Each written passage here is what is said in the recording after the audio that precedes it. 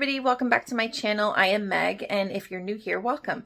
So let's get right into this kitchen buffet makeover. It turned out absolutely beautiful. I hope that you enjoy this video, and don't forget to subscribe to my channel, like and comment. I would really appreciate it. Enjoy!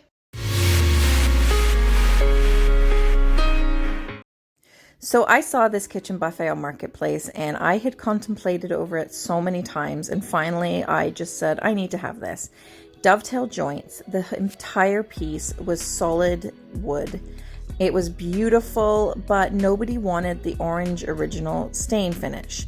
Now I would sand this whole piece down to raw wood, but I don't have the sanding equipment for that, and I had an idea for it. And it took me days to realize what I actually wanted to do. Now the bottom two drawers would not open, or close I should say, and so I took a look and took them out, and all of this stuff came out. Paperwork, so many placemats. It was insane the amount of stuff that was behind there. So I took it all out. I even told the previous owner and they just said get rid of it. So that's what I did. I bagged it up. Always make sure if drawers aren't closing, there could be something behind it. Now I asked on Instagram, where I do all my behind the scenes, and I asked Instagram if I should take the top off or not. They voted take it off. So I took it off. And first of all, I took all the screws out the back. That was a mistake because I realized that wasn't what was holding it on. So I put all of the screws back in, and then I went underneath and realized that's where they were, which I should have thought of at the very beginning. This was really awkward to get in to this cupboard to get the screws out, but I managed to get them, and there was about 3. I put those aside, and this is the top. So I took this off, and the drawers sort of fell out, but I needed to carry that much better than what I was doing. Pulled them back in, and I've put that aside. I'm not really sure what I'm going to do with it yet. I might add some hairpin legs. I'm not sure. I don't know if it actually has a purpose. Now, because I had said this was solid wood, I did want to keep some wood showing, and so I sanded the top down to raw wood.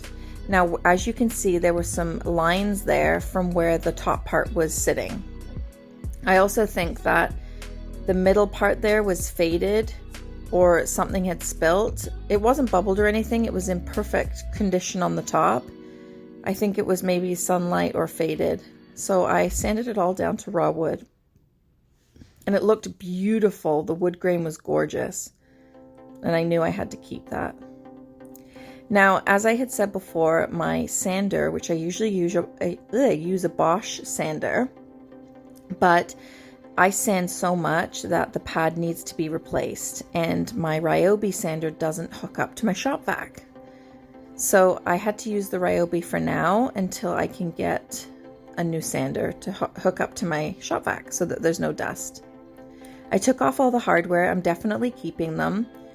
They are hardwood handles, and I used my handheld vacuum to get all of the dirt, dust, anything else that was left behind there that needed to be cleaned out.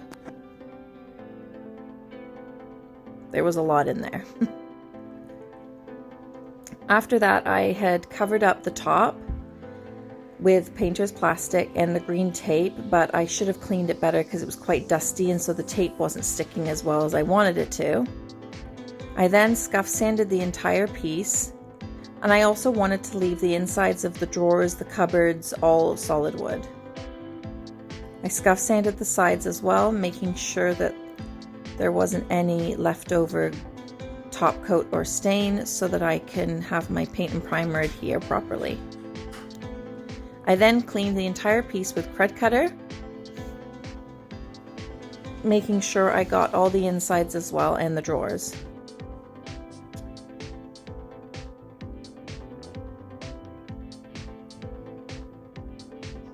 After I had let the Cred Cutter sit for just a little bit, I used my cloth to just clean all of the doors and the drawers and inside.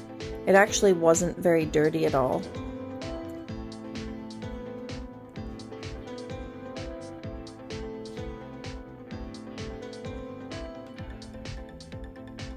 I then wrapped each drawer with the painter's plastic tape, added a little bit of green tape where it needed to be so that it wouldn't come apart, and then pulled the plastic all the way around the drawer. I turned it upside down and made sure that it was all stuck to the surface. I put the drawers back in but let them sit out just a little bit, as you can see here, and then I started to spray my primer. So this is the Kiltz Restoration primer that I've been using. It gives a really good finish. Now, I would have taken the drawers out, but the thing with these drawers is that the wheels for the runners were poking out at the back of the drawers, so that when I stood them up on the ground, they tipped over because it wasn't flat. The wheels were there. So I put them back in and it worked really well this way. I was still able to get in between each drawer and cupboard. I had done about 2 coats, so this is the second coat of the primer, and I also sanded in between each primer coat with 220 grit sanding pad.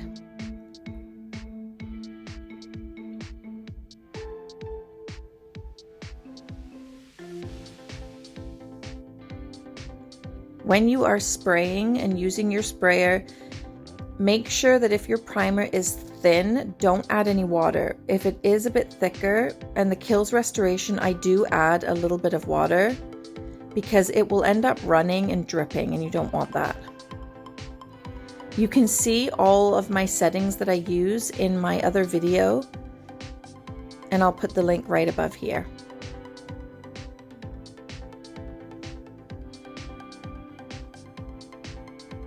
Once the primer had dried and I sanded in between each coat, I then started to paint. I used Country Chic paint in Simplicity.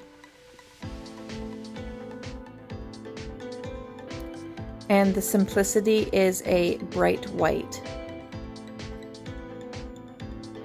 I usually use the antique white, which is Crinoline, but I was all out. So while that was drying, I then took off the painter's plastic. I also noticed on one door there was a tiny bit of a drip. I guess I had sprayed a little bit too much. And so I waited for that to dry, and then I sanded it and then repainted. Now, it took me days to figure out what I wanted to do. I thought I had an idea at the beginning, but it changed. So because this was a kitchen buffet, I really kept seeing the idea of a farmhouse look. And I wanted it to be rustic. I wanted it to be a distressed look and a real country farmhouse look. So I took my Country Chic paint in, I think this was driftwood, yep, and I blended the bottom and around the edges, and I used my zebra paintbrush. It's a round brush, and this brush worked really well for the blending. I also used my spray bottle, which I got off Amazon. It's a mist bottle, and so I sprayed water while brushing the paint on. I also took a lint-free cloth, as you can see at the top there, and I was using that to blend in the paint as well, and then wipe the water.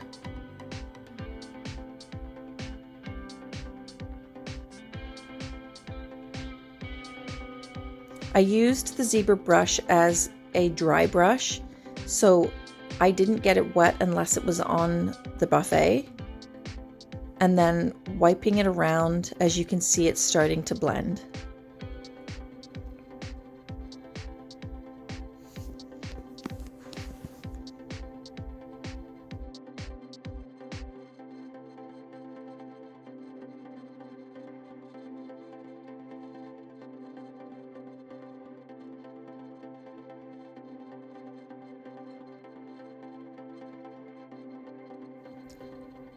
So here I really liked how the buffet was looking, but I didn't think it was dark enough. I don't think I had enough of the shaded areas. So what I did is I took this chalk paste.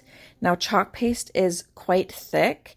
It's really good for stenciling, but I found that it was also good for shading. And so this one is by Redesign With Prima. They have so many colors. I'll put the link in my description.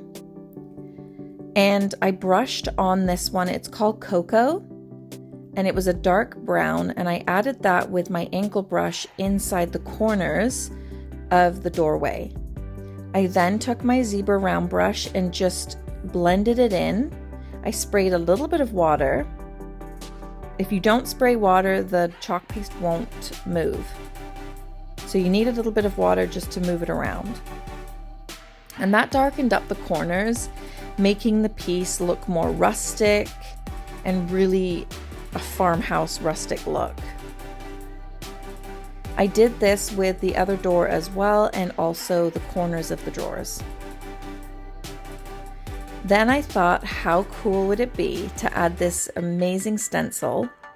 And so I used a lighter beige color and my roller and just rolled on the paint onto the stencil. Now this stencil is a stick and style stencil, so it's awesome. It sticks to the surface and all you have to do is just brush the roller on.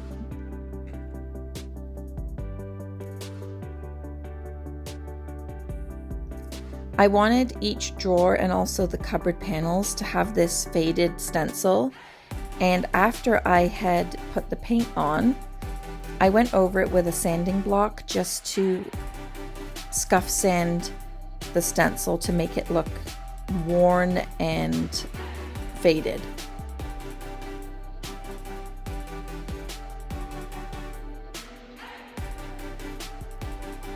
That looks so cool. I also wanted this transfer. Now I did want this transfer from the very beginning. I just wasn't sure how I was going to implement this on this piece. The two bottom drawers were wide enough and big enough for this stencil because it is quite big. But I managed to get it on over the stencil print, which I thought looked really good. And I was using the end of my brush because I could not find the wooden stick that the stencils or the transfers come with. I did get fed up and go and look, and I found one. All you have to do with transfers is you place them where you want them. You take off the white film on the back, and you place them onto the surface, and then you slowly rub with the tool that it comes with and peel back the plastic. If the transfer is still on the plastic, just put it back into place and rub again. Sometimes you have to rub a little bit more to get the letters off or the transfer. Usually you do have to wait at least 2 days for the paint to dry, but it seemed to work out here. I took a risk.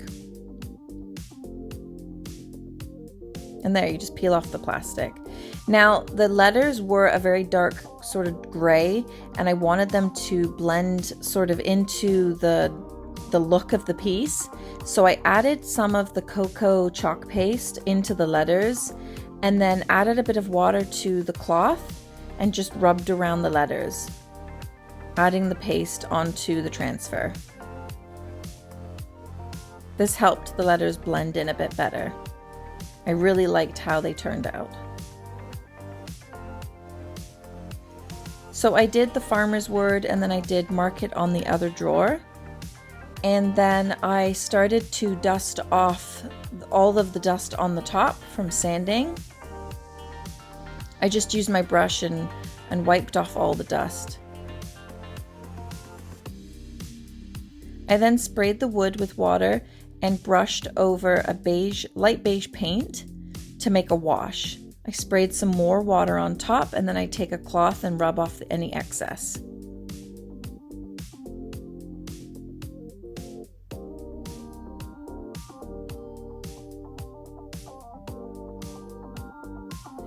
This gives the look of raw wood without having the orange come through when you top coat, so that it has still that natural look. Now, when I had the top on, I could still see the lines from where the boxes were, so I took my sander and just sanded off the lines. I didn't want those showing. And then went over it with 320. Once that was done, I took all off the dust again and repainted. Now I did this for the whole top, just spraying water, brushing the paint on, and then using the cloth to rub off any excess. Just so that the raw wood has a layer between the top coat and the wood.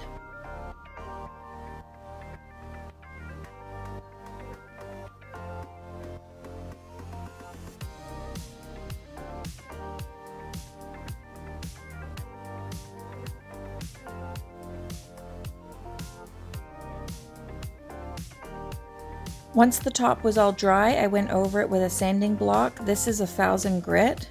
You can also get 1500 grits, sanding blocks, and 2000.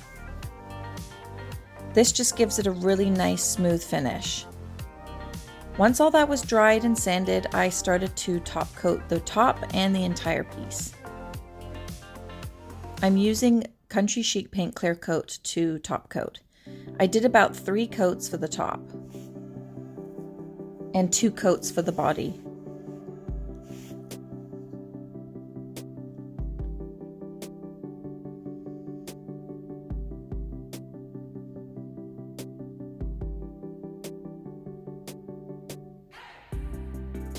After the top coat was dry, it was time to put on the hardware. Now the hardware is the original hardware, which was the wood handles, and what I did is just painted them the white as the same as the body, and then I scuff sanded them and added a bit of the cocoa chalk paste. And here's what the entire piece looks like. I think it turned out so beautiful. I love the look. Absolutely love it. Thank you so much for watching, and I will see you next Sunday at 3 p.m. Eastern with a new makeover. Take care.